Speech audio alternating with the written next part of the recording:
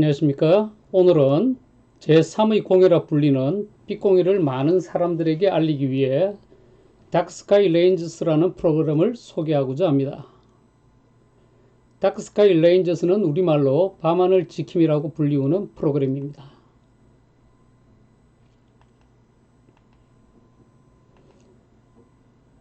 다크스카이 레인저스를 소개합니다. 안녕하십니까. 한국 아마추어 천문학회 부산지부장을 맡고 있는 이경훈 박사입니다. 만나서 반갑습니다. 여기 있는 이 망원경은 32인치 리치 크리스티안식 반사망원경입니다.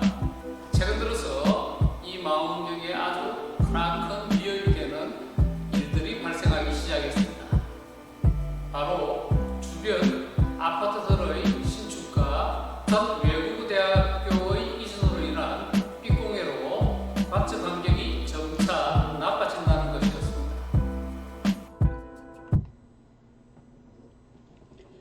푸른 하늘 은하수 하얀 쪽배엔 우리나라 최초의 창작동요 반달입니다.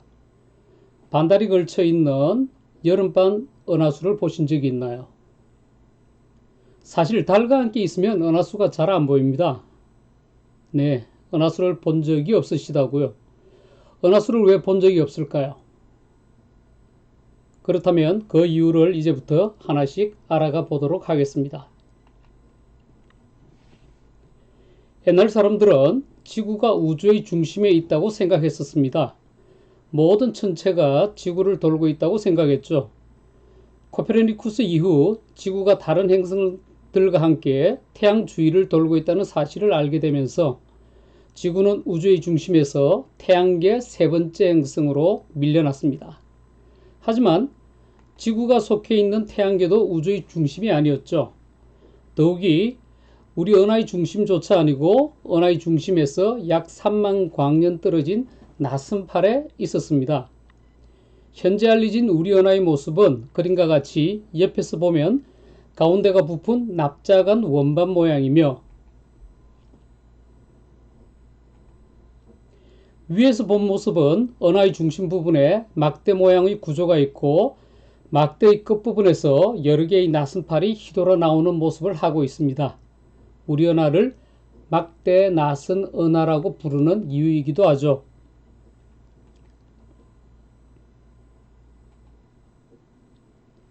우리가 은하의 은하 면상의 나선팔 속에 있기 때문에 은하수가 좁고 긴 띠처럼 하늘을 둥글게 둘러싼 모습으로 보이는 겁니다. 그리고 지구에서 볼 때 은하수의 중심이 여름철 별자리 방향에 있기 때문에 여름철 은하수가 밝고 두껍게 보이며 겨울철 은하수는 그다지 선명하게 보이지를 않는 이유이기도 합니다.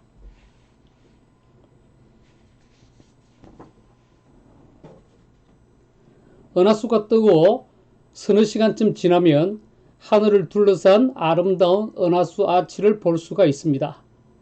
이 그림은 그랜드 테튼 국립공원의 유명한 오두막을 배경으로 한 은하수 아치입니다. 녹색의 에어글로우가 보이네요.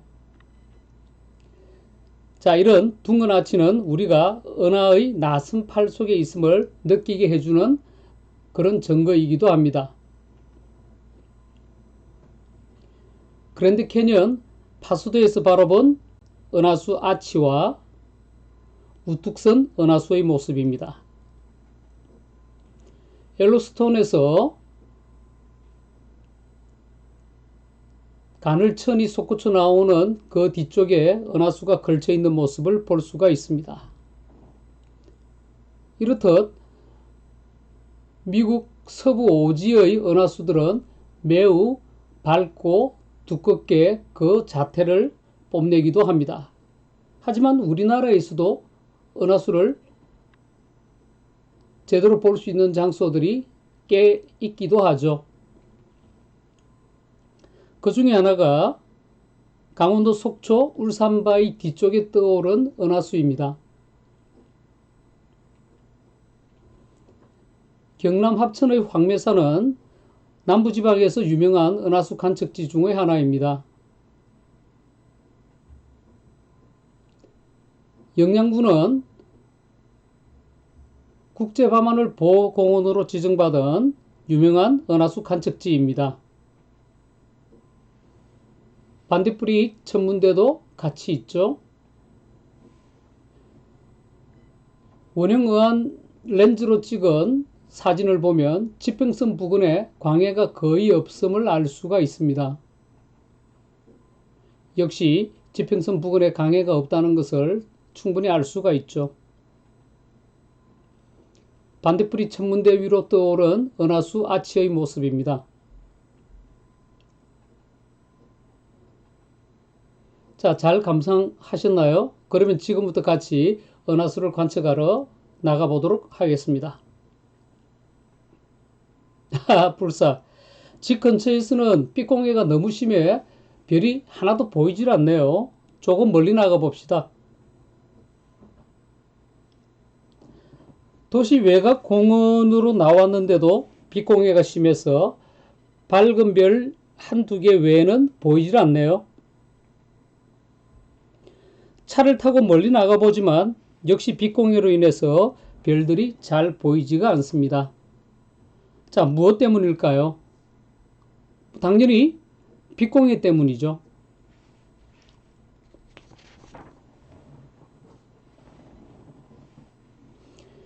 은하수가 보이는 정도에 따라 관측지 등급을 나눈 것을 보틀 등급이라고 합니다. 하늘이 어두워 눈으로 볼 수 있는 수천 개의 모든 별을 볼 수 있는 관측지가 보틀 1등급입니다. Excellent Dark Sky Sight라고 하죠.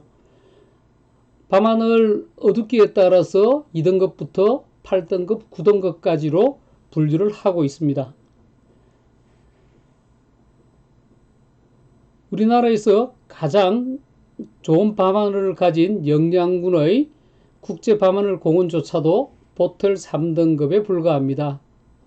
우리나라에서는 보틀 2등급과 1등급 하늘을 볼 수가 없어 정말 아쉬울 따름입니다. 전 세계 빛공해 지도입니다. 유럽과 인도, 중국과 일본, 우리나라 부근의 빛공해가 아주 심하네요.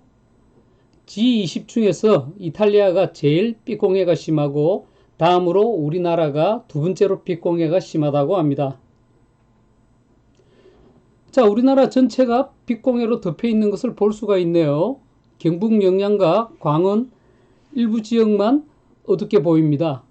그런데 북한은 평양을 제외하고는 빛공해를 전혀 볼 수가 없습니다. 국제우주정거장에서 우리나라를 바라보면 마치 바다 한가운데 떠 있는 섬처럼 보인다고 합니다. 환경부는 지난 2013년 인공조명에 의한 빛공해 방지법을 제정하였습니다. 주택가 창문 연직면에 비춰지는 가로등 등 인공조명의 밝기가 10룩스를 넘으면 빛공해로 간주하고 있습니다. 빛공해의 종류와 피해 사례는 다음과 같은데요. 그 중에서 아마추어 천문인들이 가장 우려하는 것이 산란강, 스카이글로우에 의한 하늘 밝아짐입니다. 이 하늘 밝아짐으로 천체 관측에 막대한 장애가 생기게 되는 것이죠. 자, 이런 하늘 밝아짐은 과다한 인공 조명뿐만 아니라 전등갓을 잘못 씌우거나 씌우지 않음으로써 더욱 악화되었습니다.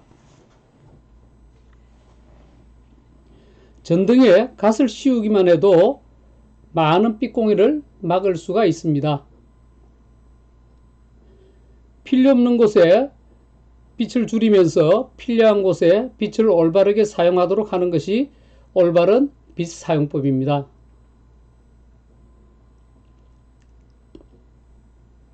빛은 필요한 곳에만 비추어야 한다는 것이죠.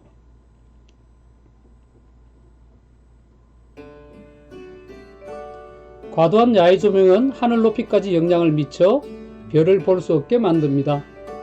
하지만 전등갓만 씌워도 별들이 나타나는 것을 볼 수가 있습니다. 불필요한 전등의 수를 줄인다면 더 많은 별을 볼 수가 있습니다.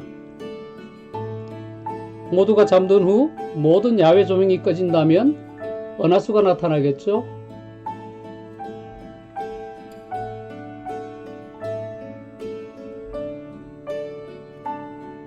여러분들은 어떤 밤하늘을 원하시나요?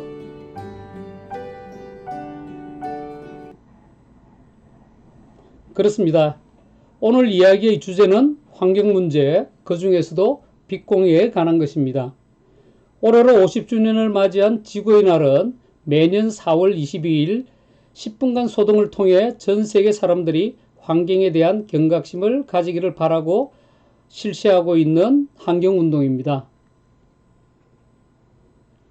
환경부와 교육부는 저탄소 생활 습관을 실천하도록 도와주는 스마트폰 앱 기후행동 1.5도시를 출시하여 학생들이 기후변화의 심각성을 인식하고 기후친화적인 생활 습관을 형성할 수 있도록 하였습니다.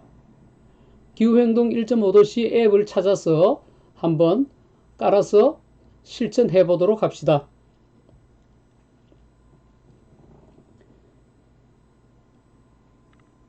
(2007년부터) 시작된 Earth Hour 지구의 시간 행사는 과도한 야간 조명으로 인한 전력 소비와 지나친 빛공해를 줄여보고자 시작된 조명 끄기 행사입니다. 지구의 날이 환경 전반에 관해서 다룬다면 지구의 시간은 빛공해에 대해서 집중하고 있습니다. 매년 3월 마지막 토요일 저녁에 1시간 동안 진행이 되죠. 전등을 끄면 별들이 살아납니다. 이것은 지구의 시간에 동참하여 불을 끈 에펠탑의 모습입니다. 지구의 날이나 지구의 시간 같은 운동들의 궁극적인 목적은 에너지 낭비와 빛공해를 많은 사람들에게 널리 알리자는 것입니다. 그렇습니다. 아직까지 빛공해가 공해라고 인식하지 못하는 사람들이 너무나 많습니다. 이런 사람들에게 빛공해도 정말 심각한 공해의 일종이라는 것을 널리 알려야겠습니다. 자, 이러한 일회성 캠페인과는 달리 지속적인 시민과학 운동으로 빛공해를 알리는 운동이 있습니다.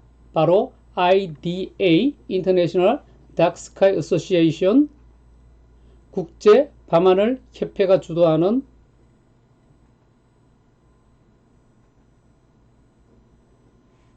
그러한 캠페인입니다. 기술이 발전하고 사람들의 생활이 점차 풍족해지면서 수질오염, 공기오염 등과 더불어 떠오르는 것이 바로 제3의 공해, 빛공해입니다.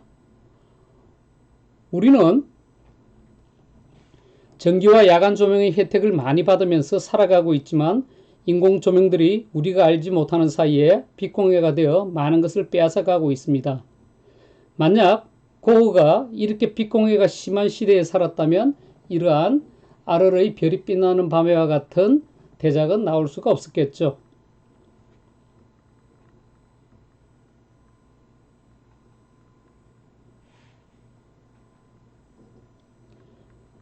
불을 끄고 별을 켜자. 자, 이러한 슬로건을 내걸고 전 세계 곳곳에 국제 어두운 밤하늘 관련된 장소들을 지정하였습니다.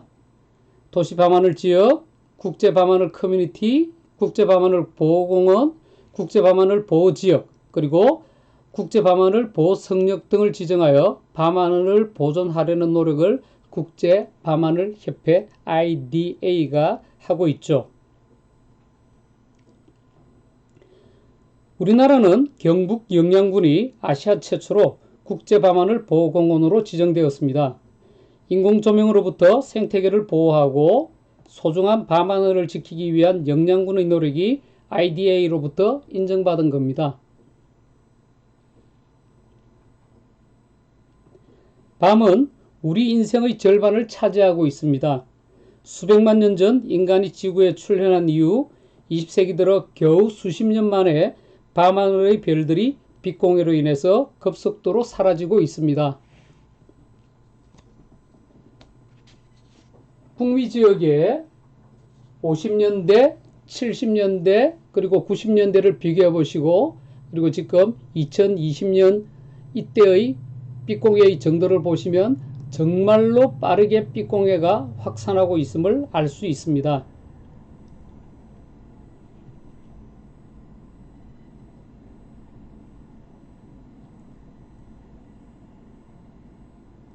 글로벌 나잇 같은 시민과학운동은 이런 문제의 원인인 과다한 인공조명에 대한 시민들의 인식을 높이기 위한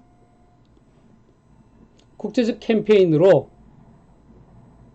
우리 모두 시민과학자가 되어 이 운동에 동참할 수가 있죠.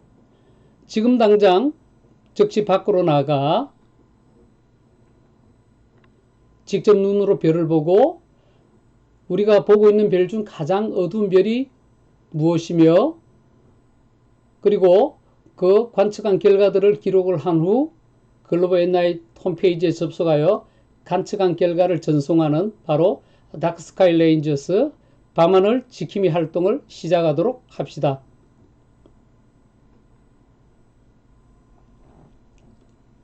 글로벌 엔나잇 홈페이지입니다. 자, 위에 보시면 Learn, Observe, Report, Map and Data, Resource, 자, 이런 것들이 쭉 나와 있는데 가장 중요한 것이 Observe하고 Report입니다.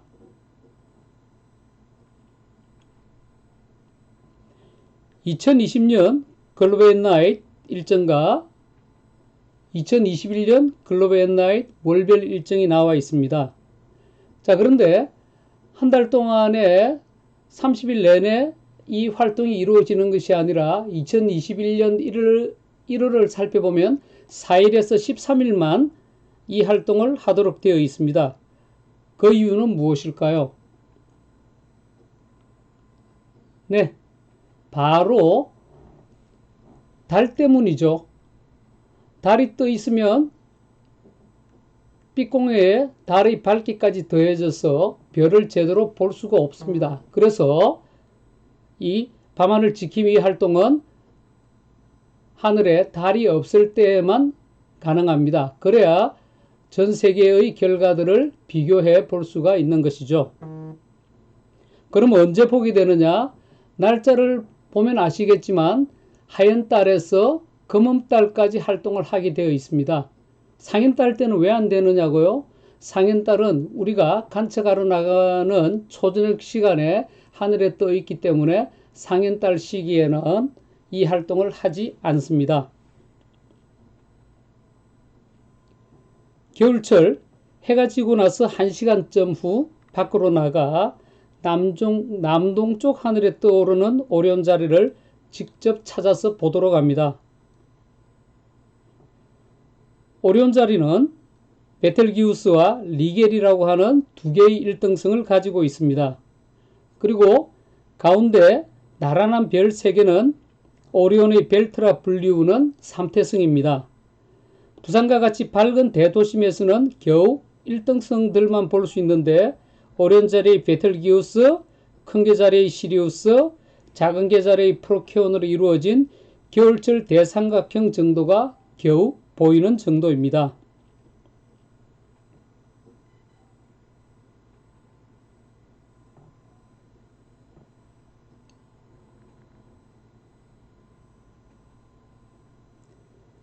가장 하늘이 좋은 곳에서는 6.5등급까지 별을 맨눈으로 볼 수가 있습니다. 하지만 빛공해로 하늘이 점차 밝아지면서 볼 수 있는 별이 점차 사라집니다. 그리고는 밝은 1등성들만 보이게 되죠. 1월 글로벌 엔나잇 7단계 광도 차트에서는 매그니튜드 1 등급 1이라고 합니다. 도심에서 볼 수 있는 별들의 종류가 이 정도밖에 되지 않는 것이죠. 3대 성이 보인다면 등급 2가 됩니다. 도심에서 멀어진 금정산성 정도 올라가면 등급 3까지 관측이 가능합니다. 하지만 국제밤하늘 보호공원인 영양군조차도 등급 5를 넘지 못합니다. 불행히도 우리나라에서는 6, 7등급의 하늘을 볼 수가 없습니다. 이렇게 밤하늘을 눈으로 직접 관찰하거나 SQM, 스카이 클리티 메타 같은 측정 도구를 사용하여 밤하늘 밝기를 측정한 후 데이터를 컴퓨터를 이용하여 글로벌 앳나잇 홈페이지에 직접 올리거나 스마트폰으로 접속하여 관측하는 즉시 그 결과를 홈페이지에 올릴 수 있습니다.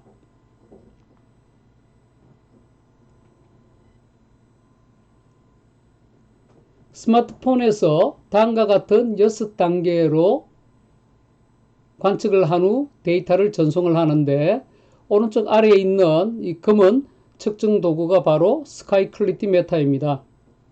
자, 이것은 한국에서는 구하기가 힘들기 때문에 이것이 없어도 전혀 상관이 없습니다. 빛공해를 측정하고 보고하는 과정을 6단계로 살펴보겠습니다. 자, 그림에서 1번은 관측 날짜와 시간을 기록하는데 스마트폰으로 한다면 자동 입력이 되죠. 2번은 관측 장소의 위경도를 기록합니다. 역시 스마트폰에서는 자동 입력이 됩니다. 3번은 눈에 보이는 별자리가 강도 차트의 몇 등급인지 판단해서 기록을 합니다. 그리고 4번은 하늘의 구름과 기상 상태를 기록을 해야 되는데 영어로 기록을 해야 합니다.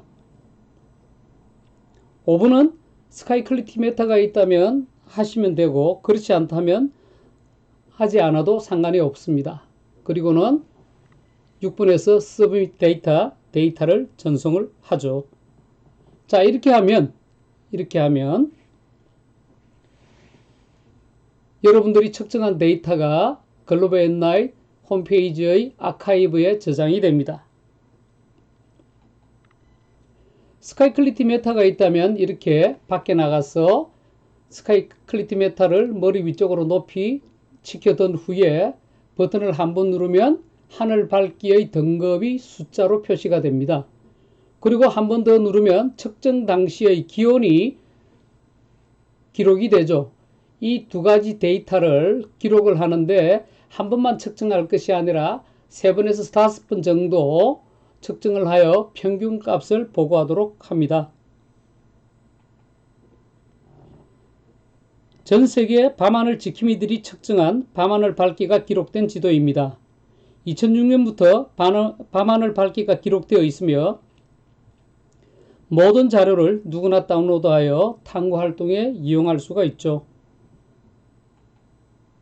자, 이것은 부산과학고등학교 학생들이 주말에 기숙사에서 집으로 돌아가서 부산 전역의 집에서 측정한 결과들입니다.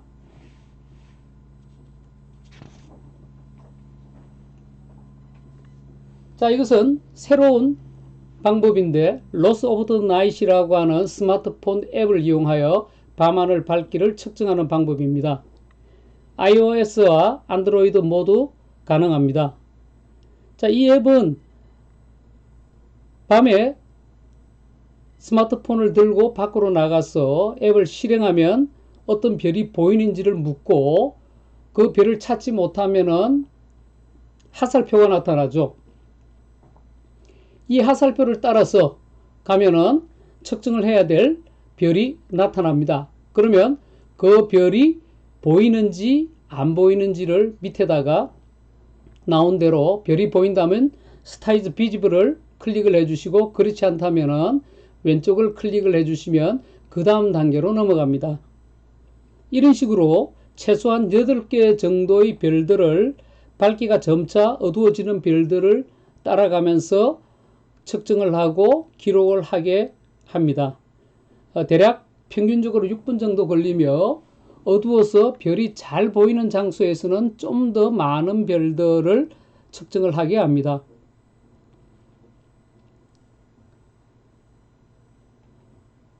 그래서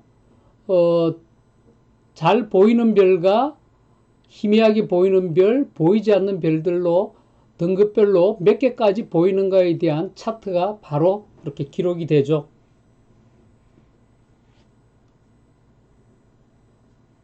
천문학에 대한 배경 지식이 없고 삐공의 연구에 많은 시간을 쓸 수 없다면 글로브 앳 나잇 활동이 적합할 것입니다. 그런데 별을 보기 좋아하고 아마추어 천문 활동을 하고 있고 천문학에 대한 배경 지식이 있다면 좀 더 정확한 관측을 통해서 밤하늘 밝기를 측정하는 Loss of the Night 앱을 사용해 보세요. 자, 밤하늘 지킴이들이 밤하늘 밝기를 어떻게 측정하는지 충분히 아셨는지요? 밤하늘 지킴이들의 이러한 활동은 전 세계의 삐공해 수준을 모니터링하고 삐공해가 에너지를 가다 소비하게 하고 야생동물 및 인간의 건강에 해를 미치고 있다는 것을 알게 해줍니다. 불을 끄면 사라졌던 밤하늘의 별들과 은하수가 나타날 뿐만 아니라 이산화탄소도 줄어들어 지구온난화 감소에도 도움을 줍니다. 시민과학자 여러분, 밤하늘 지킴이 활동에 많은 참여를 기다립니다. 그럼 이만 다음에 만날 때까지 안녕히 계십시오. Good night, hello dark sky. 자, 그럼 이만 안녕.